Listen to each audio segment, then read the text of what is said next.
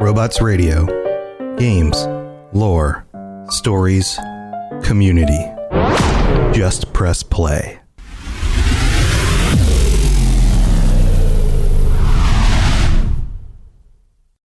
This show is brought to you by our patrons at patreon.com/ElderScrollsLorecast. Robots Radio presents The Elder Scrolls Lorecast. Welcome to the Elder Scrolls Lorecast, a place where the Elder Scrolls community can come together to discuss the boundaries of our knowledge about the universe of the Elder Scrolls. Hazardous Misfit, if you would like to invite Pixie to come join us and talk about Queen Ayrenn, you're welcome to. You can go message her right now and be like, hey, jump on their Discord. She can join us. Welcome, everybody, to the Elder Scrolls Lorecast. I'm your host, Tom, or Robots, and it is another week. It is another Thursday night, 9 p.m. Eastern, 6 p.m. Pacific at twitch.tv/robotsradio, where we are talking about the Elder Scrolls, and specifically the Elder Scrolls Online, and our third of the leaders of the current groups that are vying for power in Tamriel. And with me, as always, is Lotus of Doom. Welcome, Lotus. How's it going? Hello. I'm doing pretty well. Thank you to everybody who decided to join me earlier and follow me over to more grounded things than me trying to figure out how to play Battlespire on stream. Yeah, it sounds like quite the adventure. We had a little bit of a pre-show discussion about this, and it seems like this is kind of a difficult endeavor, but do you think it'll get better from this point on, technologically, in-game? Yeah, I was going to say, so I think as I sort of get an understanding of what the hell I'm doing, I will be able to kind of progress it a little faster. I don't know the difficulty curve. I've heard it is pretty rough.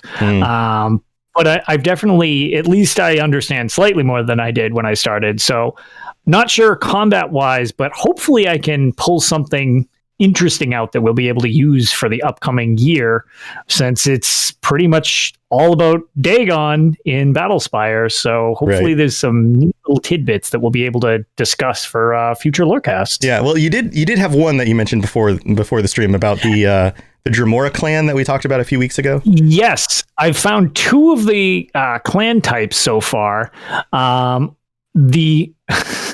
The Scamp Oathkins can actually talk to you in Battlespire, which is very strange because they're largely not a speaking creature in all new Elder Scrolls games. Don't they speak? Isn't there one that talks to you in Oblivion? Yeah, there's one in Morrowind. Kung Fu Kangaroo mentioned that was one of his favorite characters. Yeah. The drunk one. Yeah, there's the drunk one. Right. I feel like there was one in Oblivion also. Yeah. Who was like, me get food for, and then he like, right. Yeah, something like that. This one, they all just have casual discussions with you or make idle threats at you. They're just shooting the ass on the, like they're taking their smoke breaks and they're like, hey mate. Yes. How's your mom doing? And they're Australian. Yeah. That's where the Battlespire is. Right. It's in Australia. Yep. But yeah. So, and then the other one, it started with a V. It's the much lesser known. It wasn't the one of the camp. It wasn't. Yeah, it was one of the Eye. It was the other one. It started with a V. I don't recall it. It was one of the Dremora clans. Yeah. Yes, but they I found them and they are seemingly not articulate. They just kind of grumble at you and you can talk back to them or you can just respond the exact same way that they talk to you. So wait. So the Scamps are more conversational than the more human-like. Correct. Dremora. Yes. Who just basically, like you described it, it's just saying, yes. And it's like they're having a hernia. Okay. Yeah, I'll be eager to see if there's anything I can pull out from this game, as so far some of the more abstract games have very much been referenced in Elder Scrolls Online. So I think there's potential there that there could be something neat in Battlespire that we don't know about just yet. So stay tuned. Yeah. Looking forward to that. Well, interesting stuff, as always. Your adventures in these old games is something that I have not yet committed to doing because it is quite the endeavor, but you seem to be a glutton for punishment. So, good luck with that. I have a high pain tolerance, apparently. Yeah, high pain tolerance. All right. So today we're talking about Queen Ayrenn. We've talked about the other two leaders, and Queen Ayrenn is, she's kind of an interesting mix of a character that a lot of people agree is very cool, like a really cool character, a really good leader, but of a faction that a lot of people go, ooh, her being successful leads to things like the Thalmor, and I don't want to be a part of that, or just the High Elves in general being a little bit too, I don't know, egocentric and, haughty, I guess. Yes. So there is a kind of dilemma there, but she is a very interesting character. And in this episode, we're going to talk about her coming to power. It's kind of like the other previous episodes, mostly her rise to power and what events happen in the world and that kind of thing. So why don't we just dig into it? For this episode, I've actually just pulled the main document that we have in the games that is basically everything we know about her rise to power. Because this is most of it, other than conversational stuff that you hear other people talk about, which is very similar to the information in this document. This book is basically it. There's not a whole lot else there, and so much of it is shrouded in mystery, which we'll get to in a little bit. This is called Ayrenn, the Unforeseen Queen by Headmaster Tannion of the College of Aldmeri Propriety, a biographical book on Queen Ayrenn of Alinor. And just like any of these other documents, we have to take into consideration who wrote it and for what reason. Just like any document written in the real world, right? Everybody has a reason for doing something and they all have a perspective. So this is Headmaster Tannion of the College of Aldmeri Propriety. Propriety, right? Like this is clearly a government sanctioned document that is basically putting her out there as this is the rightful leader. She should be our leader. She's an amazing person for these reasons. And this is why. Thanks for the that kind of thing. So we know right from the bat that that's where we're going with this. So let's just dig right in. We're going to read through this whole thing. It's not too long, but it will shed a lot of light on who she is personally. So it starts out and says, some of our Bosmeri and Khajiit students have come under a misapprehension, repeating the canard that not all the Altmer of Somerset are united behind our glorious Queen Ayrenn. So straight off the bat, like, why did you write this? This is propaganda. That's what this is that we are now uniting these three groups, the Bosmer, the Khajiit, and the Altmer, and we need to make sure that they understand that we are all behind the Queen, right? So just take that for what it is. And goes on, it says, nothing could be further from the truth. We High Elves have a penchant for witticisms and wordplay that can sometimes be misinterpreted by those newly exposed to our ancient and refined culture. To set the matter straight, I've assembled this brief introduction to our beloved Queen of Alinor, intending to tell her story in a simple, direct fashion that can be understood even by our new allies in the Aldmeri Dominion. Well, how nice of them. Yeah, not condescending at all. Not at all. They're making this very simple for us plebes to understand the things that are going on. Because sometimes we don't understand their witticisms and wordplay. We think that means that there's internal strife happening, but their culture is far more complex than that. Wonderful, wonderful tone. So here we go. This next line I find interesting here. The Altmer, of course, are descended in an unbroken line from the divines who created Nirn, and none more so than the royal family of Alinor. There are a few logical issues I have with this statement alone. Okay, so if the Altmer believe that all elves are descended from the unbroken line, or from the divines, then all of them also have an unbroken line from them. How could you have broken that line unless you intermingled with men or beast folk, right? Yes. So that's implying that some of the other races have mingled with men and beast folk, which is true. But at the same time, anybody who is genuinely an elf, a Dunmer, or any other elves that previously lived on the continent could probably attest to the same thing. So that doesn't make them special compared to the other elves who are all elves, right? Snow elves, Aelids, like sure. Basically, they're all the same, right? On top of that, the divines who created Nirn, and none more so than the royal family of Valinor. Well, if 90% of your population has an unbroken line, then how does the royal family have any more of an unbroken line? That doesn't make any sense. It's still 100% of an unbroken line. 100% is 100%, right? What? But maybe they're doubling up their lines, so now it's a double bond. It's a double bonded unbroken line. Yeah, right. So this is just a fancy thing we can say that sounds important but doesn't really mean anything. It goes on, it says, Ayrenn's father, King Hidalith of august memory, ruled the Somerset Isles long and well, and exemplified the best traditions of elven, and I love this word, Seramonarchy. Ceremony and monarchy combined together. Sure. And they use this word again later, Seramonarchy. So it's as if the monarchy itself is celebrated. It's a celebratory thing or something like that. I've never seen this word before. I don't know really what it even means. I don't recognize that word either. It very well could be a word. I guess there's a lot of words that aren't real words in this world anyway, so I guess maybe it could be just commonplace even if it wasn't in ours. But interesting. A quick Google search just shows that like it only shows up in Elder Scrolls context.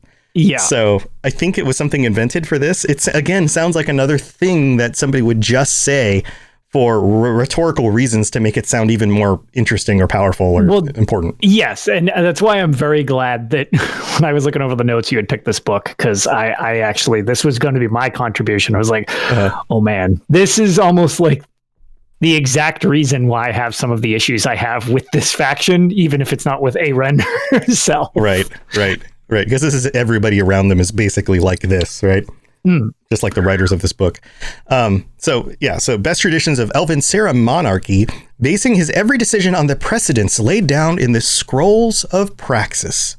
So he followed the laws very well. He was a very right ruler who did all the right things the right way and blah, blah, blah, blah, blah. In due time, as ordained by the Scrolls. All right. So the Scrolls of Praxis, not the Elder Scrolls, but the Scrolls of Praxis ordained that something should happen, and that was King Hidalith and his wife Kinlady Tuindin conceived a child, as ordained by the scrolls. They conceived a child who was named Ayrenn. Also followed the law. Yeah, they followed the law in when they could do it to have a baby, right? And who was also named Ayrenn as the Praxis dictated. Princess Ayrenn was born on the 5th of second seed, 5th month, in the year 555 of the Second Era, a very auspicious date, though I will spare you the reasons why, as you lack the context to comprehend its full significance. However, you can believe me when I tell you all Somerset, Ardon, and Artaeum celebrated her birth for, get this, 55 days. You guys can't understand why this is important, but I'll just give you a hint here. We also celebrated for 55 days. Well, maybe it's because everything has to do with the number 5. Maybe I do not know. So it goes on. It says, it was foretold that Princess Ayrenn, now we're getting into not only were these things ordained and done according to the way the law suggests it should be done, but now things are being foretold, right? And this is, again, we talked about this on previous episodes about these other leaders. This idea of like the leader who was predicted to be coming, who was prophesied, is used a lot in the ancient world. And it's also used a lot here. So it was foretold that Princess Ayrenn would reflect the restless and turbulent times in which she was born. Oh, okay. So her personality is going to be different from her dad. And so it came to pass. So we expected this. Don't worry, everyone. We, the High Elves, knew what kind of person she would be, and we expected it. Nimble and quick-witted, she was quick to master the lessons of her tutors, and from an early age often adopted unorthodox approaches to schoolwork. So she was quick and smart, right? In fact, she sometimes became so engrossed in her independent studies that her whereabouts were unknown for days at a time. This is foreshadowing something that's going to happen later. Yeah.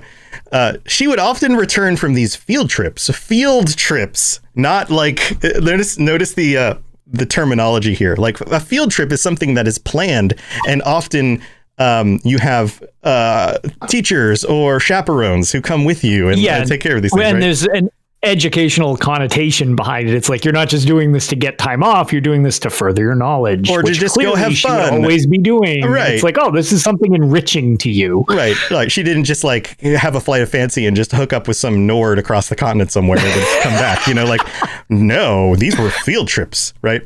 So she would often return from those field trips with unusual knowledge and display remarkable new skills. So okay, right. These were good for her. They were unexpected, but they were basically good for her, right? This is the whole tone of this. One day, oh man, we're getting Madigan with a raiding party. Madigan, welcome. Thank you for the raid. What's up, everybody? We're in the middle of talking about Queen Ayrenn. So it goes on and says, one day in Evening Star of the year 573, the entire royal family in Alinor gathered at the Crystal Tower to celebrate Ayrenn's matriculation to the Sapiarch's Labyrinth. So this is part of the ceremony that they do when they bring a new leader into power.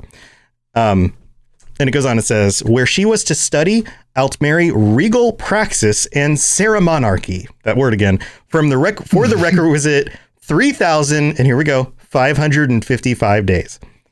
So again, the number 555, 3 of them starts with a 3, right?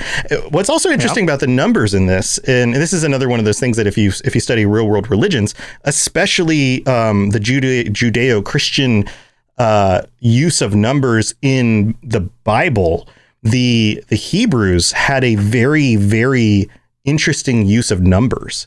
And this happens similarly to this in documents like the Book of Revelation or Daniel. And oftentimes those numbers had meanings, like 7 means complete and 12 means fruition, and like those kinds of things. So when you read in say the Bible and you hear a certain number or a combination of numbers, those have meanings. And it seems like their society has similar meanings as well, usually having to do with 5s or maybe 3s and 5s. So Madigan, thank you for the raid. Thank you so much. We're talking about Queen Ayrenn. So then it goes on and says, but Ayrenn didn't arrive. So they had this whole ceremony set up where she was going to go ahead and move into her training in order to take over leadership, but she didn't arrive. Somewhere between the palace and the tower, the Crystal Tower, the princess disappeared. What? How did that happen? Oops, we lost her. Oops. How did that happen? What? Lotus, I've been doing a lot of talking. Do you have any thoughts on any of this stuff about like her just like how does a princess just disappear? Like, so this is a pretty full book, if that wasn't already pretty obvious. Like there's a lot to read from this. Right. Right. But yeah, just up to the point of what we've covered, it's the problem.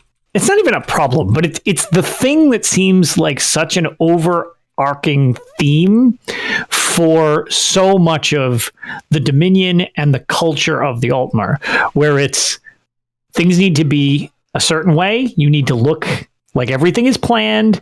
And right out the gate, Ayrenn kind of doesn't fit this mold. Like she's doing her own thing, which is, it's not creative. It's not good in their culture. It's like, well, what's she doing? Why is she being weird? Why isn't she doing what she's supposed to be doing?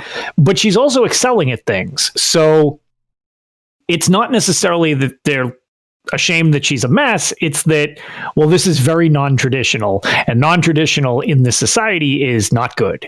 Right. So in the vein that you had mentioned of how this document is written, which I think is actually kind of almost more important than it's originally led to, right, is this is phrasing her biography in a way that's like, oh no, she's not this wild child outgoing and doing all these other things. We're going to breadcrumb up the fact that this is all planned. This is all, it's not that she's a little different, because you can't really hide the fact that she just goes AWOL for huge periods of time. Right. But everything is done in such a propaganda based way of like, let's downplay her being weird and we'll upplay the fact that it's like, well, this is ordained, and look how impressive she is because of her Aldmeri standing and her heritage. And I can't wait till you get to the final like lines of this where it really drills home this point. But that's all I wanted to say is like, it's the structure that this is written in is so foretelling of their culture as a whole. So it's very fascinating, just the way it's written about her. Right. It gives you this glimpse into a society where they want to be in control of everything. That's the tone of this is that their society as a whole does not like it when things are outside of their control and not predictable. They're like an extremely OCD society, right?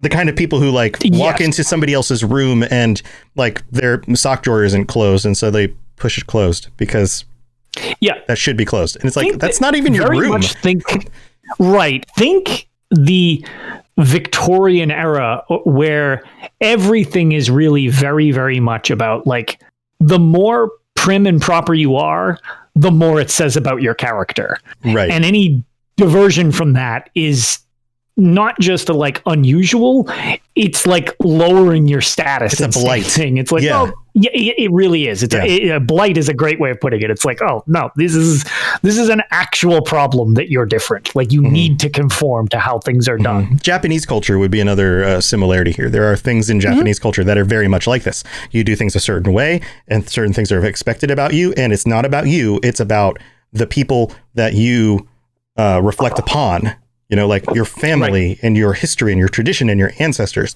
and all of that.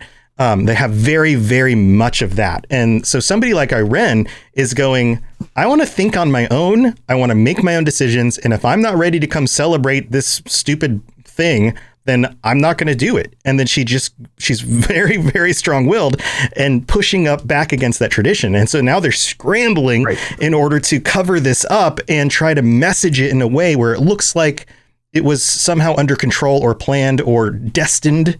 Like they're trying to wrap it in some sort of wrapping to make it okay. Because again, based on the very traditions that they're trying to adhere to, she is the one that is destined to be in charge. So the goal isn't so much like we've got to come up with something different to do. It's like, no, we just have to make everybody think that she's perfect. Like, exactly. Yeah. Perfect according to their standards. Exactly. Yeah. So she disappears, right? Ayrenn didn't arrive. Somewhere between the palace and the tower, the princess disappeared. And despite a 17th degree inquiry by the Justicars, I have no idea what that means, but it sounds very important. I really want to know the textbook definition of a 17th degree inquiry by the Justicars. It's like they just raised it so many levels up that it was just like, okay, every Justicar who is available anywhere on the entire planet needs to be focused on this right now. Or Justiciar is how I've heard it pronounced. It's actually one of the few things that I am terrible with pronunciation. I will never tell anybody like, oh, this is totally how you say this word that doesn't exist or does. But I actually had that one, and for some reason that one stuck with me. So let me correct myself. Justiciar. No, good to know. Justiciar. That sounds even more fancy. She was nowhere to be found. The Sapiarchs, however, reported that the night of her disappearance was filled with signs and portents. Right. Again, trying to take control of this thing that didn't happen. Well, even though she disappeared, there were signs in the cosmos, and those things mean that it must have happened for a reason. And so it was okay. That kind of thing, right? And get this. The constellation of the Lady seeming to ride the constellation of the Steed, like a lady, a princess riding away on a horse. The great orrery spun backward, and a young eaglet was found atop the statue of Topol the Explorer. Now, if you remember Topol the Explorer, he was one of the Aldmer who explored most of the continent of Tamriel before they moved over and their old continent sank. So this idea of like what this is telling me is this may seem uncommon, but the celestial bodies themselves are telling us that this woman who is this important person, she's the lady, is going off on an adventure to explore and find new things that will be important for our culture. That seems to be my interpretation of something like this, right? Yep. That's pretty much along the same lines that I have gathered as well. Right. So therefore, it is okay. We can wrap it around. We can dress up the pig with some, lipstick, and it's good. It's fine. It's totally fine. Don't worry about it. And I feel like now is a good place for us to take our mid break, because we're going to get into a little bit more detail about what happens after this in just a second. So why don't we do that?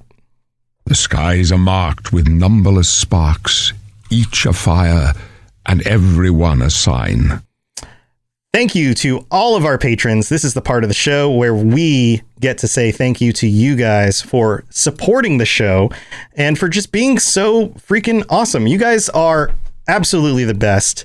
We have a patron-only episode coming up in just a week. Let me look at the date here. The 28th. So on the 28th at this time period, 9 p.m. Eastern, 6 p.m. Pacific, we will be chatting with our patrons. And I don't believe we've come up with a specific topic yet, but that is in the works. And if you would like to be part of that, then you are welcome to join us. You can either sign up or upgrade to a tier 4 or higher patron on patreon.com/Elder Scrolls Lorecast in order to do that. And you can even chime in on the secret Discord channel about what topics you think you might want to talk about, because they haven't been decided yet. So I try to make it as dependent on the community to pick that stuff as possible, because I get to choose the topics all the time, and you guys, this is your chance to shine, talk about things that you really want to talk about. So feel free to sign up and do that. If you also want to help support the show in other ways and you can't sign up for a tier 4, but you want to help out, you can still get ad-free episodes. You can get discounts on the store where we have cool t-shirts. All the different tiers have different bonuses and benefits. And we're about halfway to my goal of $500 a month. We've been closer because of Noodle Al Dente's huge pledge back in December, but we're kind of back down to the mid 200s again. And if we can get this up to 500 a month, then that means that I have to get my Elder Scrolls tattoo, which will be awesome. And you guys can help decide that for me and get it designed and stuff. So who knows? Maybe this year at some point we'll hit that. Things continue to grow. That would be awesome. So go check it out, patreon.com/Elder Scrolls Lorecast. And thank you especially to Noodle Al Dente, our tier 5 patron. This is your weekly call out, buddy. Thank you so much for your support. All right, guys, let's move into the rest of the show. Have you ever wondered how deep the Elder Scrolls lore rabbit hole goes? Have you got a grasp of the basics and want to find out more about the universe? Written in Uncertainty is here to help you. We'll be mixing in philosophy, theology, and whatever other theory is useful with Elder Scrolls texts to untangle some of the biggest questions in the series, like what are dragon breaks, how does Chim work, where did the Dwemer go, and more. Check us out at writteninuncertainty.com or find Written in Uncertainty on any podcatcher. Thanks for listening, and catch you later in the Grey Maybe of Tamriel. Yes, you're entirely brilliant. Conquering madness and all that, blah, blah, blah, blah, blah. Oh, and I forget to bring this up too, is that the patrons also get to have the extended version of the episode that we only do live. And if you missed the live show, you're welcome to sign up on Patreon and listen to the stuff that happens after the credits, because that's where we hang out with you guys and chat with you. And again, thank you to all of our live viewers for being here. You guys are amazing. And thank you to the people who have hosted the show. Including Lotus and Maddie Gun. So let's dig back into this. The next passage says, in due course, Prince Naaman, Ayrenn's eldest brother, was named heir to the throne of Alinor, and in 575 he matriculated into the labyrinth. So she was gone for a very long time, long enough for them to go, we don't know what happened to her, but we have to put the next in line in charge because somebody has to become the leader. So they sent him into the labyrinth, which is part of this tradition. Naaman, like his father, was a natural Serra monarch. Much more traditional here than Ayrenn is, who seemed to have a genuine relish for the rights and duties ordained by tradition for the heir. Indeed, when King Hiddelith ascended to Aetherius in the year 580, notice they didn't say die or passed away, ascended to Aetherius in the year 580, Prince Naaman immediately began preparing to speak the 88-day coronation liturgy that would elevate him to the throne in his father's place. 88 days. They're traditional events to move somebody into the throne. It's to actually take charge. 88 days. So just before we move on from that real quick, in a situation of, I don't know, where you don't have 88 days available, say your previous leader ascended quicker than planned. right. Unforeseen ascension. It's just like catapulted into Aetherius. Yeah, got it. Or something along those lines. Yeah. Imagine like what it's like. Well, it looks like we need to just be in turmoil until we like. It's one of those situations where excessive pomp and circumstance in a time where you don't have time for that type of elaborate everything, like what a mess to deal with. Yeah, I'm sure somebody steps up and makes decisions during that time, but it seems like a ridiculous amount of time. It really is. And I mean, they've got the longer lifespans and stuff, but it seems funny that it's so elaborate that they basically would need to fast track a way around their own situation because it would be so convoluted in and of itself. So it's just... It's very funny to think of how methodical everything is, and everything's got to be just right and just so for these situations. Yeah. Now, and this, again, actually has real world connections. Like you talk about like British tradition, or even like the ancient Romans, or the Pope.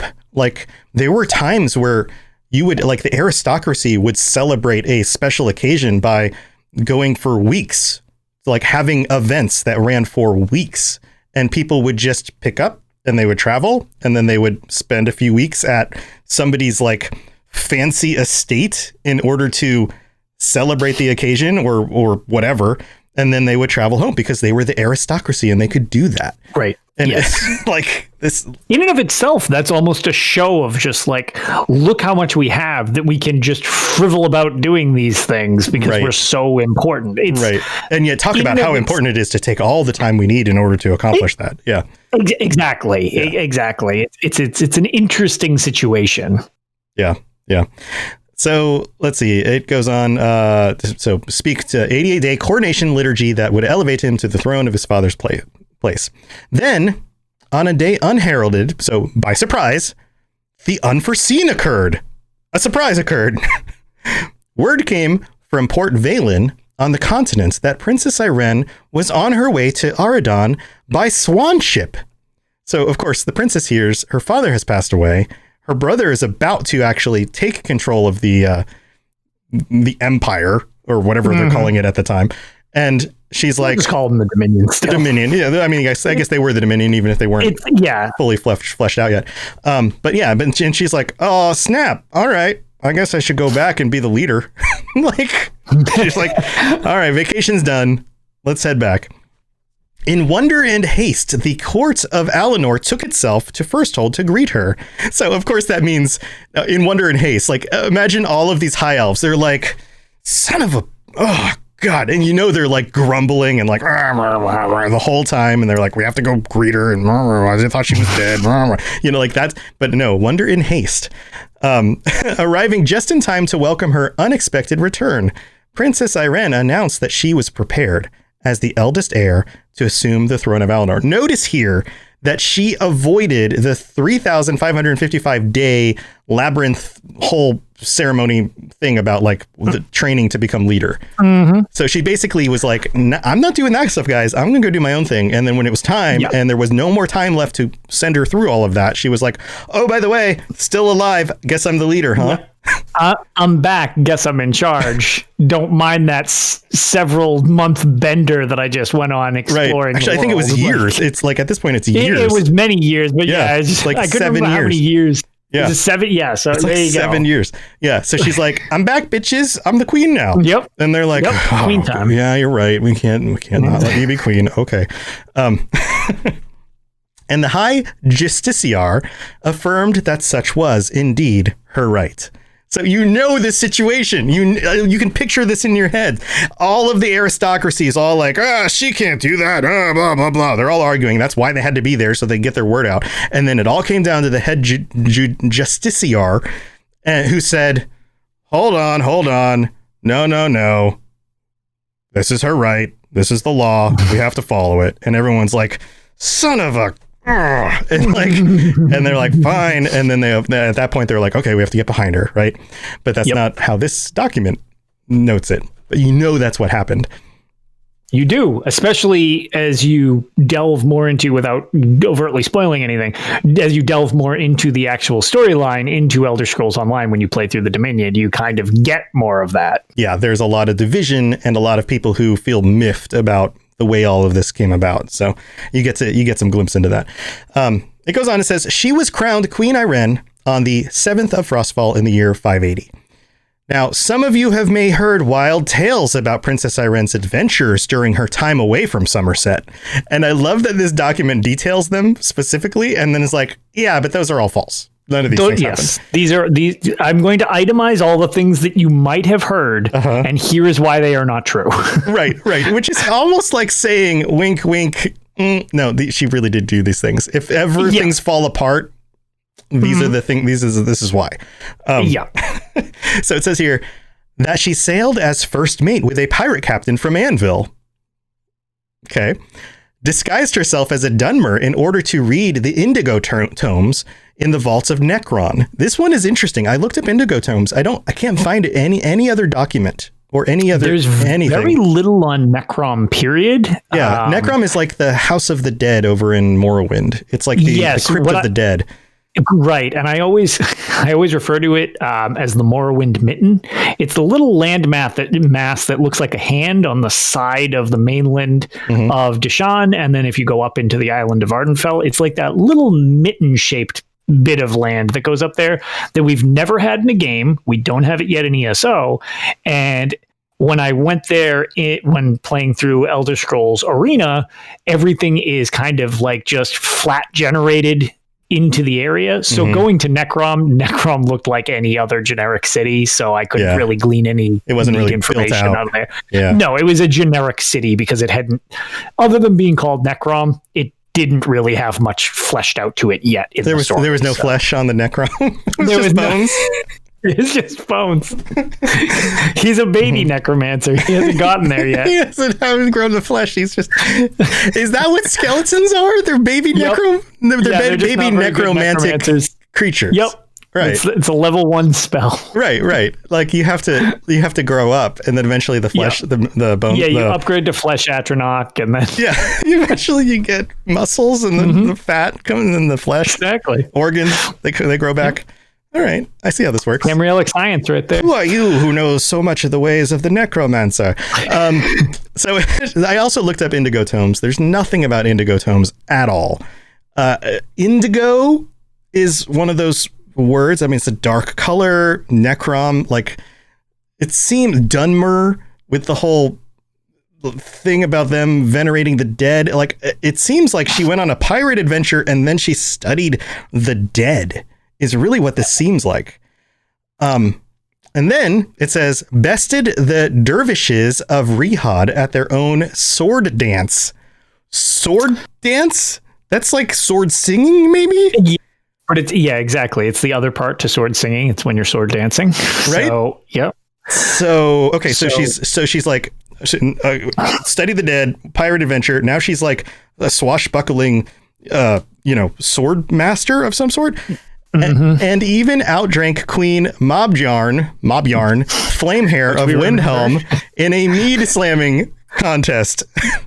Which, 1, hilarious. 2, call back to the Ebonheart Pact episode where we talked about Yoren. Yeah, that was Yoren's mother. That was Yoren's mother, who apparently got bested by Queen Ayrenn in a drinking contest. Right, which is great because I'm going to have to play through some of these quests again where they actually talk because I don't remember the lines, but maybe there's a line where she's like, I bested your mother in a drinking contest. Sit down, you Nord.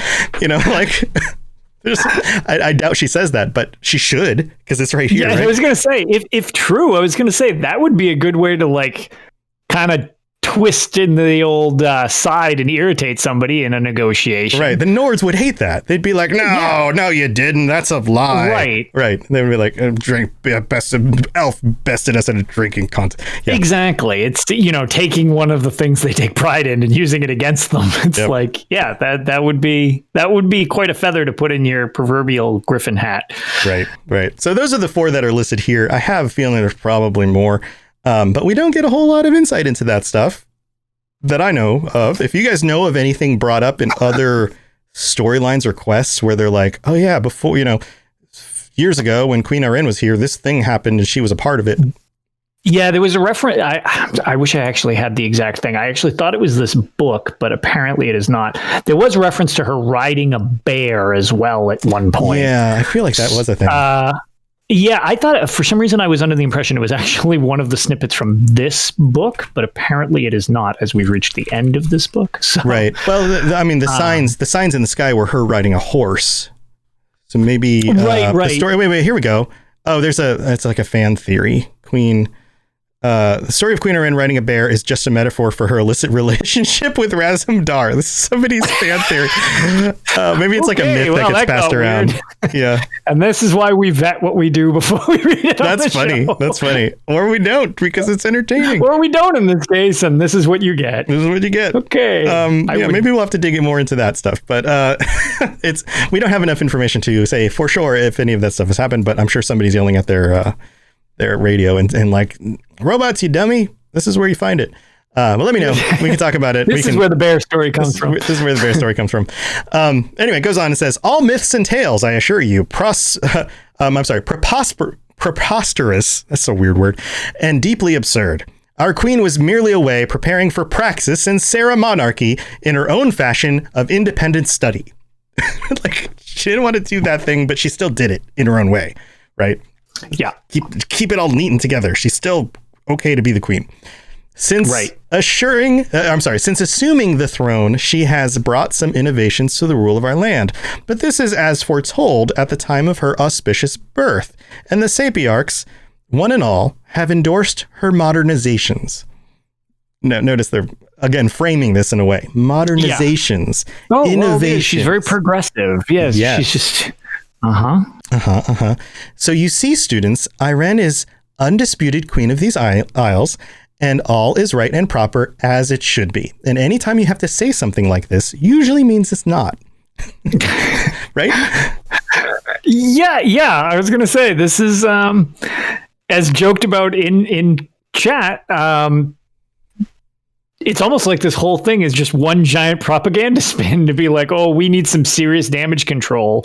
Because, again, as you play through the storyline of the Aldmeri Dominion in Elder Scrolls Online, you find out that despite this book's firm stance that everything is fine and everyone loves Queen Ayrenn, right, everything is not fine. People are very mixed on Queen Ayrenn.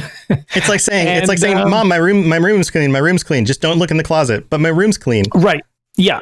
Or under the bed. Like, don't look under the bed. The room's clean. Exactly. I swear. So yeah, that's kind of the situation at hand. This is very much a damage control statement to try to prevent insurrections, uprisings, any myriad of things. But at the same time, the only other thing I figured it's worth mentioning about this specific book is that this is clearly produced for a lot of, it's designed for the Aldmeri Dominion. It's, even though the beginning says it's specifically for the Khajiits and the Bosmer. Yeah. Right. But it's like, you can tell it's designed for anyone in the Dominion. We're like, all right, please calm down. Like, don't go questioning all this. But then on the flip side, an interesting way of trying to, how can I put this? An interesting way of trying to appease different groups within a faction, immediately demeaning them to start your statement is probably not the best way to do it. But it totally makes sense that it's not for them, right? It's actually for. It's like me.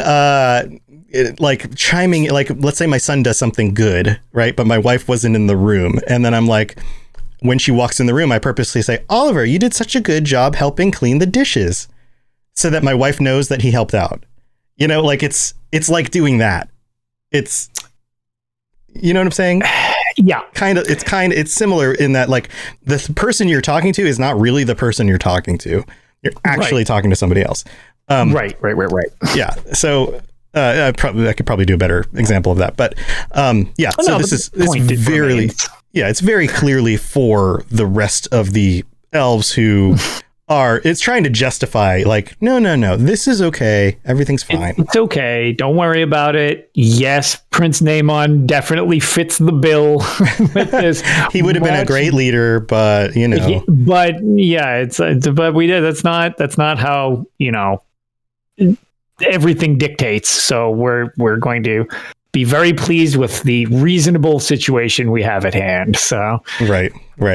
And as we know, I think the most important thing about her decisions, and probably the most controversial, is the opening of the borders for trade and travel. And this is what sets off the whole Somerset expansion to ESO, is this idea that, like, the borders are now open, anybody can come visit, and you very quickly, if you are somebody from a different race visiting Somerset, will hear mumblings from the high elves that you meet about how terrible this decision is, or how much they don't agree with it, or how horrible and lesser the other races are, and all of that stuff. Exactly. So, like, I guess probably the best way that we could, like, close up the discussion on Ayrenn and bring it a little more outside just her, like, biography, so to speak, is she does, once she is in power at the start of the game and as it continues through the game, she is a pretty controversial leader to what the Dominion itself wants her to be. She wants to employ the help of other races. She tries to set things up so that they're on more equal footing. The capital for the Aldmeri Dominion is centered around Eldenroot in order to help with the word escapes me all of a sudden. To help with relations with the Bosmer. It's like, you would think it would be somewhere in Alinor or something, any one of the Somerset Isles, but instead she gives a little, like, that's not really taken too well, of course. Yeah. But, referencing the Main is employing Razumdar in her guard, who is a Khajiit. Like, he's one of the eyes of the Queen. Like, that's basically her secret service. But she is definitely more open-minded, even though she feels this is her right to be there and everything like that, and has some precedence in being an Altmer. She's definitely much more open-minded and, as they refer to her, progressive ideas, which does make her much more likable.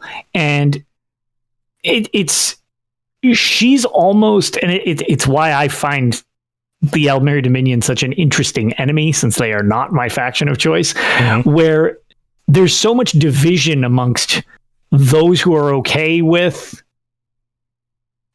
acceptance of others and those who are just like, no, this is not tradition, we're doing everything wrong and this is awful.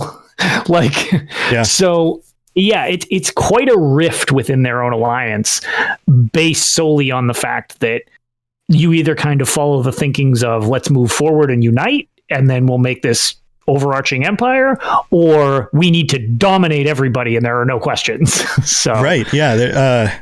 It's a very big philosophical change, right? It is, like, from where everything was going.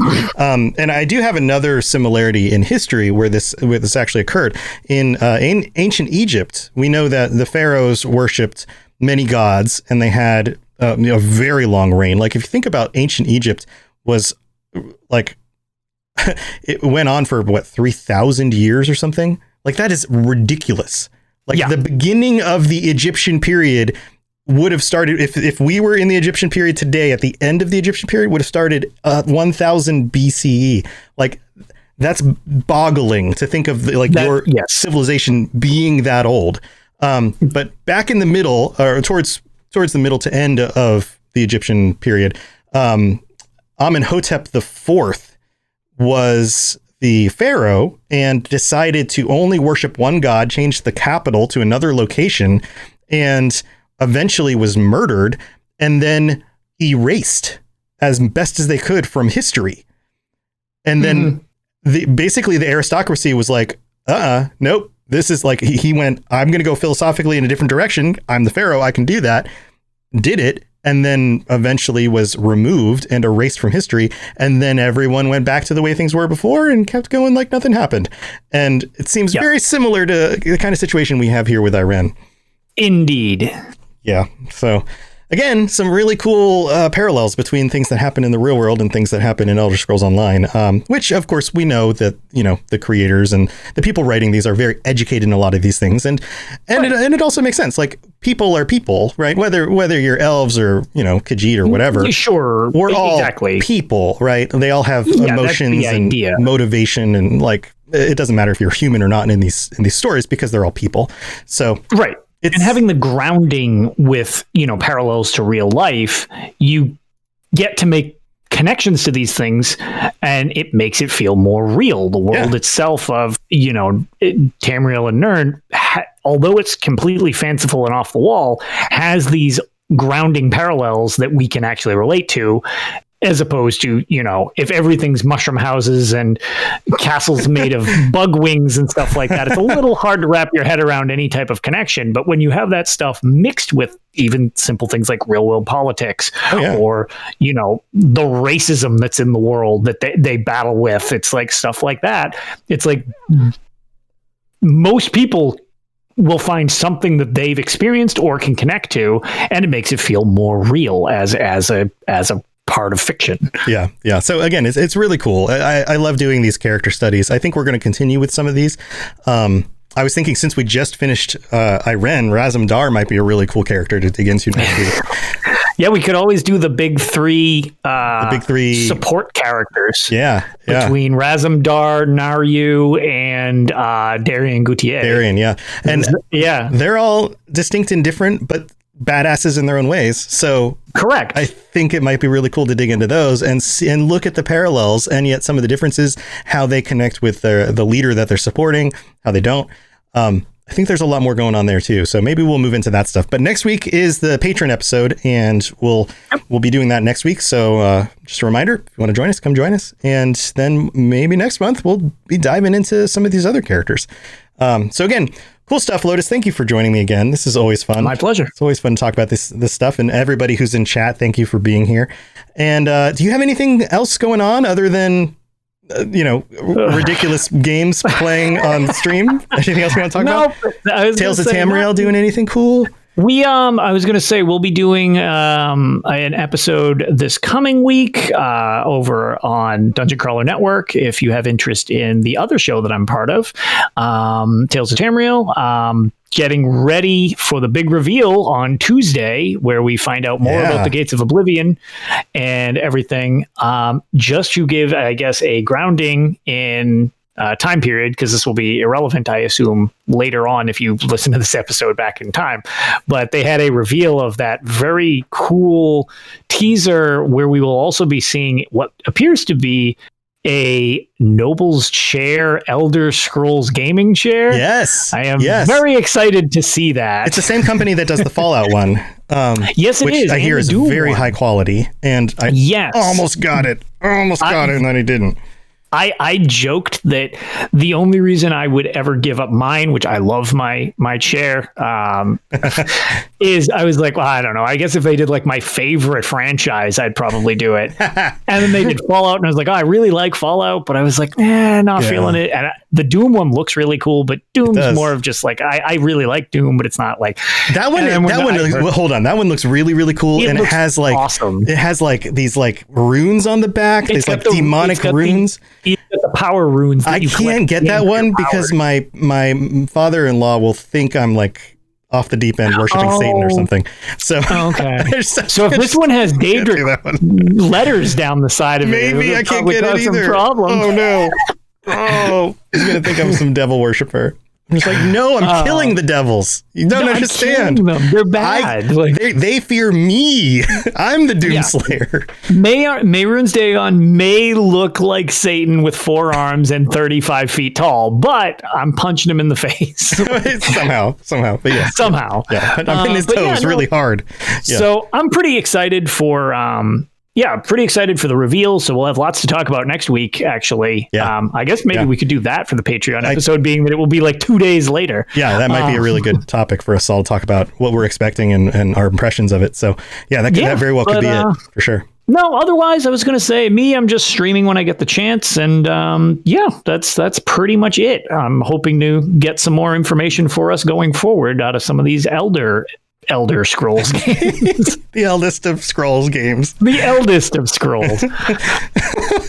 The eldest of Scrolls. Did you mention me, the oldest man? No, oldest man. I did not mention you. Awesome. Well, cool stuff. Let's see. I've got my normal stuff going on. I'm working during the days, streaming while I work. And so if you're looking for a work buddy to chat with or, just hang out, whatever, come by my stream. I've been editing the episodes down for audio and video, and then also hanging out a bit, chatting with you guys and playing games usually when I get done. So during the days, if you're looking for somebody to hang out with while you work or whatever, come on by. I'll be here. All right. I think that's it for this episode. Everybody have a wonderful rest of your week. Enjoy the big reveal, and we will talk to you again next week. And until then, I don't know, find a horse and ride into, the sunset, become a pirate and go explore the dead or something. I don't know, but be careful about it and then come back and take your throne. All right, guys, we'll see you. Bye, everybody. Thanks for listening to the Elder Scrolls Lorecast. If you have something you'd like to contribute to the show, please reach out to us at elderscrollslorecast@gmail.com or on Twitter @ESO Lorecast. I really appreciate you listening, and I'd love to hear from you soon. You've been listening to a Robots Radio podcast. Smart shows for interesting people. Check out all the shows at robotsradio.net. In a world where solid-state electronics and vacuum tubes are still meta, people never stopped loving atomic-powered everything. A chosen 500 stepped inside a subterranean vault to be spared the nuclear horror of the inevitable Great War. 25 years later, they emerge after the fallout settles to retake Appalachia. Among them, 2 former rivals whose blood feud will tear West Virginia apart in their epic struggle for survival. Chad, a vault bro who has a strength of 15, an intelligence of 2, and is a complete wasteland dickhead. Simon, a complicated anti-hero who chooses light and hope, but accidentally becomes a cannibal and wakes up naked and afraid with a Scorch Beast queen after a date goes terribly wrong. What? I mean, it's a wild wasteland, right? This dark humor radio drama will have you driving off the road and crawling out from under the fallout. 2 men, 1 wasteland, and so many nukes. Chad, a Fallout 76 podcast, rated R, now streaming on your holotape player podcasty thing.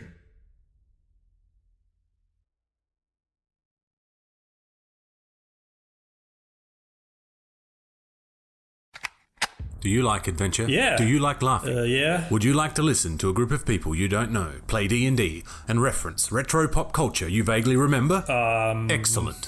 You're going to love Committee Quest. We play D&D in the world of Ayrenn. We use adventure modules and supplements made by people in the community. We also have a sweet synthwave backing track. Come and join us on our adventure. Volume 1 has been completed. Volume 2 coming the end of January. You can find us on iTunes, Podbean, or wherever you get your podcasts from. Hello, gentle listener. Every Friday, be sure to tune in. What the hell are you doing, Ampersand? Hi, Charlie. I'm sorry I broke in. And I thought I was the only one that talked to myself. Well, I'm letting everyone know about the Fumbling Four and the Almighty Crit. Woohoo! It's a 5e live play podcast. Join us every week. Where do we find it, you old crusty coot? Anywhere you can get all your podcasts. Woohoo! You find it every Friday, you stupid cat!